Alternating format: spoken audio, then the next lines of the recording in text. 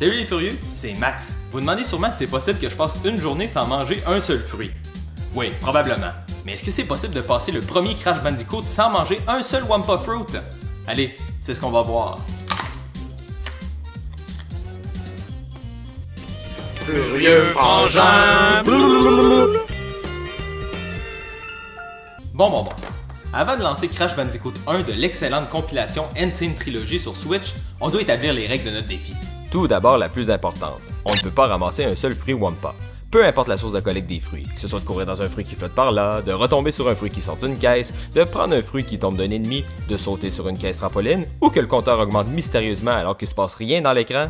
Ouais, ça on va y revenir plus tard. Bref, laisser augmenter le compteur de fruits est interdit. Deuxième petite règle qui suit la première, toucher un fruit est l'équivalent de perdre une vie. Alors à chaque fruit mangé, on se dirige vers la mort la plus proche afin de recommencer à notre dernier checkpoint. Et finalement, le défi sera considéré réussi si l'on parvient à battre Cortex, le dernier boss du jeu. Maintenant que c'est clair, regardons un peu l'ampleur de cette tâche qui nous attend. Le premier Crash Bandicoot est composé de 27 tableaux et 6 combats de boss. Heureusement pour nous, les 6 combats de boss, qui sont pour la plupart plutôt pathétiques, avouons-le, ne contiennent aucun fruit. De plus, 2 des 27 niveaux sont optionnels et ne servent qu'à compléter le jeu à 100%. Et le dernier level, le Grand Vestibule, n'est en fait qu'un passage entre le combat de boss final et une cinématique de fin alternative. Ce qui ne laisse plus que 24 tableaux entre nous et la réussite de ce défi sans fruits. Nous allons donc passer sur les 24 tableaux un à un en notant les différents passages susceptibles de réduire notre run à néant et nous tenterons de les résoudre par la suite. Good, tout est beau, tout est clair. Toi Jean-Guy, ta pression artérielle est bonne? Superbe, nous sommes partis. Niveau 1. La N-plage sanitaire ne comporte ni fruits ni caisses mal placées. On peut alors facilement jogger jusqu'à la fin du niveau sans problème. Niveau 2, les rouleaux de la jungle commencent tranquillement, comme le tableau qu'on vient de terminer, jusqu'à ce qu'on arrive, un mur de caisse que l'on ne peut pas spinner au travers sans manger un tas de fruits malicieux. Deuxième niveau, nous avons déjà un obstacle de taille à inscrire sur la liste. Au suivant. Niveau 3, la grande porte. On commence avec 2 petits sauts bien relax, puis c'est là qu'apparaît 3 boîtes en forme de triangle rectangle. Attends, j'ai-tu bien lu mon script, moi? Ben oui, on me confirme que ces petites caisses sont un obstacle notable. On verra bien. Niveau 4, bloc rocheux. Nous sommes poursuivis sans arrêt par d'énormes rochers, ce qui nous laisse pas beaucoup de temps afin de réagir aux fruits qui pourraient se trouver sur notre chemin. Mais mis à part la rangée de fruits vers la fin, qui peut facilement être sauté par-dessus, on termine enfin un autre tableau depuis le niveau 1. Niveau 5, en amont. Ici, nous devons remonter une rivière et le tout est assez facile pour le défi. Mais notons quand même une des mécaniques essentielles à notre réussite, le spin de fruits. Et oui, l'un des trucs que j'aime le moins dans le jeu, mais qui nous sauve la vie ici, est que si Crash est en train de spinner au moment de toucher un fruit, mais plutôt que de le ramasser comme à l'habitude, eh bien le fruit s'envole vers d'autres cieux, nous laissant continuer avec notre compteur de fruits intact.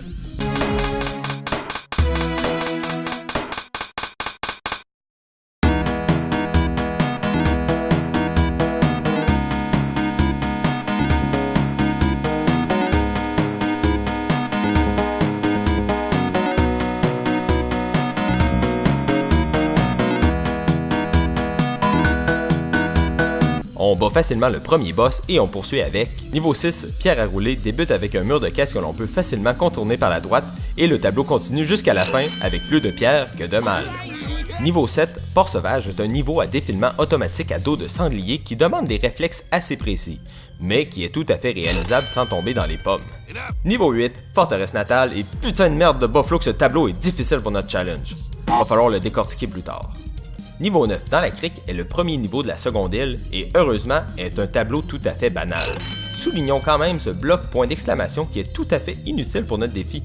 Un autre boss de vaincu et niveau 10, la cité perdue ne contient pratiquement aucun obstacle dangereux mais renferme tout de même un de nos plus grands ennemis, le combo de monstres. Oui, malheureusement pour nous, si on spin un ennemi directement dans un autre, les deux sont éliminés et nous sommes récompensés par un des abominables fruits que l'on tente par-dessus tout d'éviter.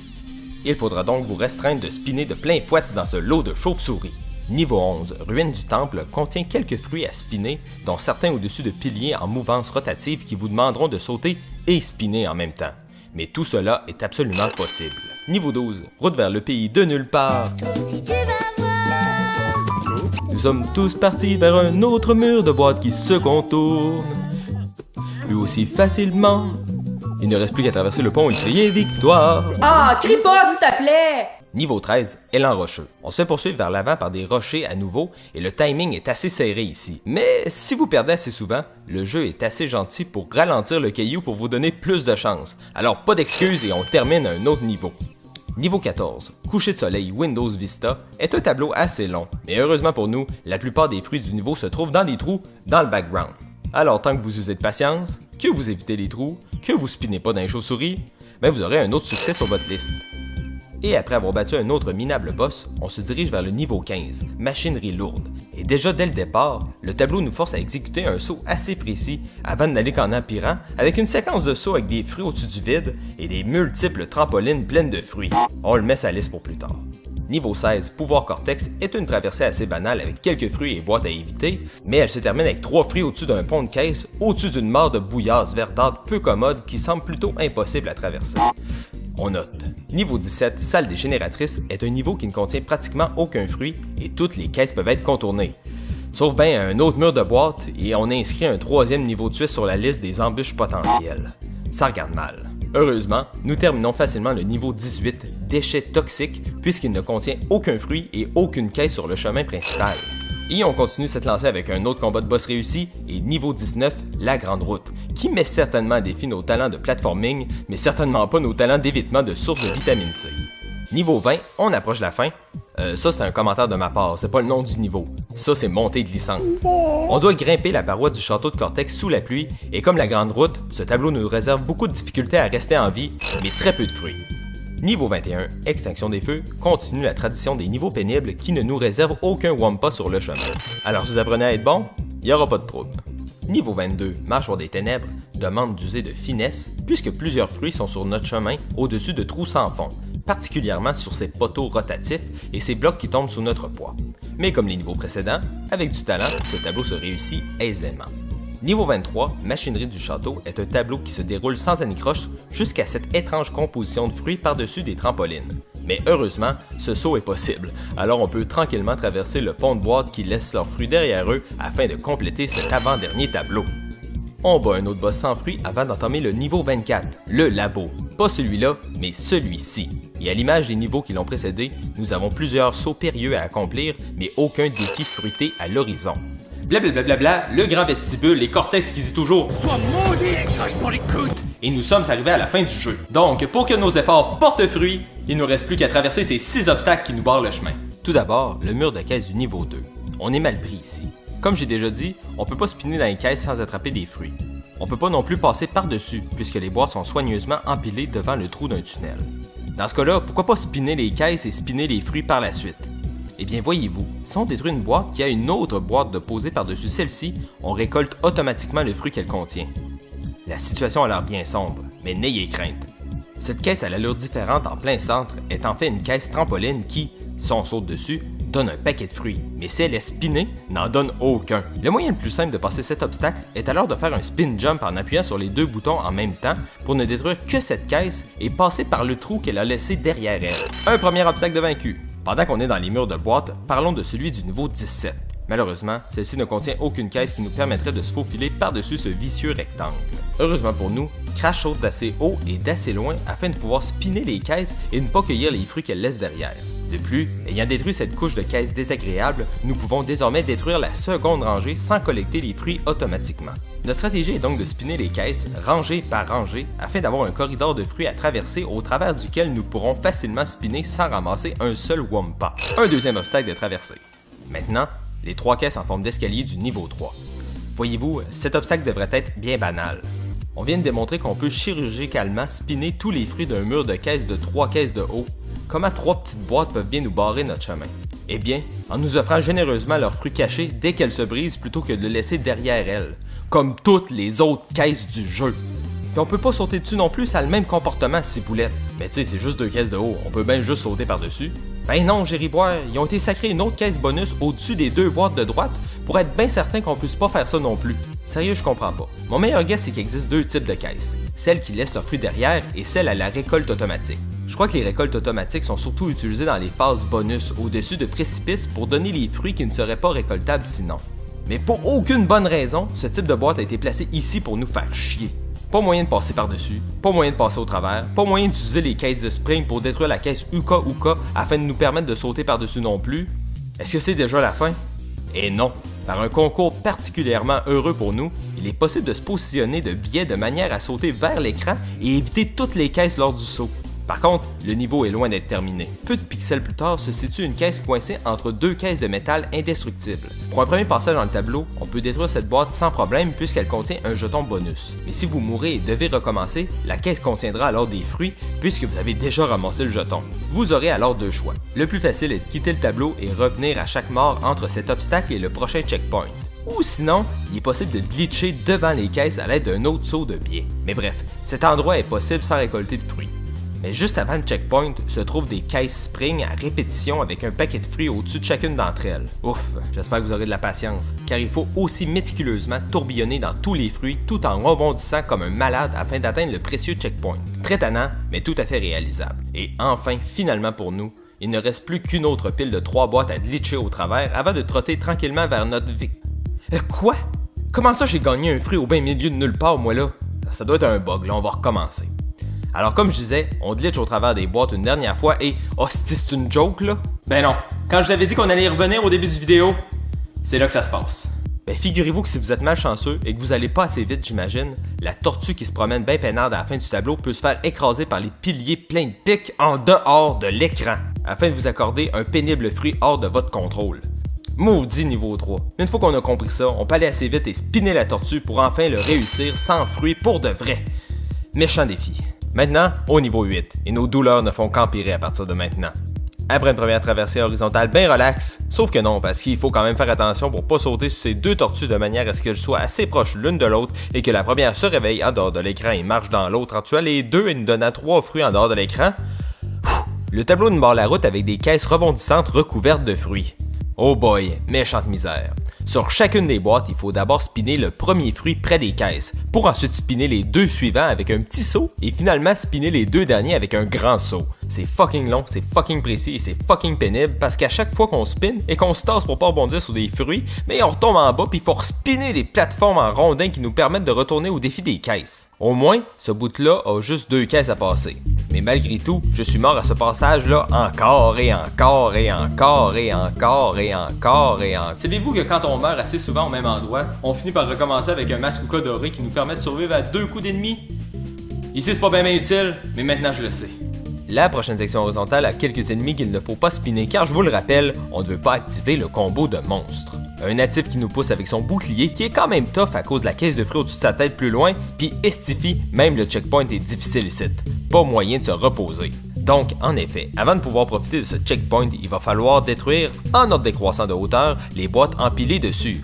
Parce que sinon, vous allez respawner direct dessus puis gagner 2 fruits. Et vous allez devoir recommencer du début. Puis là, tout de suite après ça, j'espère que vous avez encore le masque Uka que le jeu vous a donné à cause que vous avez perdu trop de vie au début, parce que sinon, on n'a aucune chance de passer cette empilure de boîtes qui a comme solution de passer au travers avec un masque. Puis on est juste à la moitié du putain de tableau. Bon, après ça, on a une petite séquence verticale de caisses plutôt facile à traverser et une dernière séquence horizontale que, si on évite les combos de fruits d'ennemis, se fait sans souci.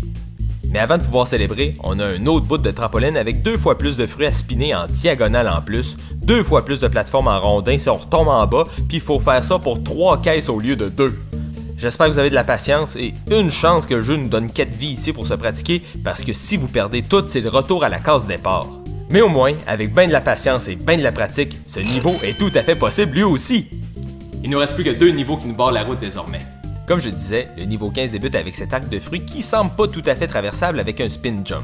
Et si on spin le premier fruit sans sauter, qu'on spin les 2 suivants avec un saut en retournant à notre position de départ et en terminant avec un dernier saut avec un tourbillon à la toute fin, on peut procéder dans le tableau jusqu'à cet enchaînement de tuyaux recouverts de fruits en demi-cercle qui demande des jumps fucking précis. Mais bon, au moins, juste avant, il y a un checkpoint. Tabarouette, le seul checkpoint inutilisable du jeu est drette là. Fait qu'ici, il faut recommencer du début, ramasser les jetons bonus afin d'avoir un faux checkpoint pas trop loin des tuyaux difficiles, puis on évite le checkpoint s'il vous plaît. Puis là, je sais pas trop comment vous expliquer, mais si vous attendez d'être bien proche des tuyaux avant de faire un spin jump et que vous vous dirigez direct vers la droite, c'est très important, et que vous réussissez à éviter les tuyaux en feu, votre tourbillon devrait être assez long afin d'enlever tous les fruits et de jouer la dernière section du niveau.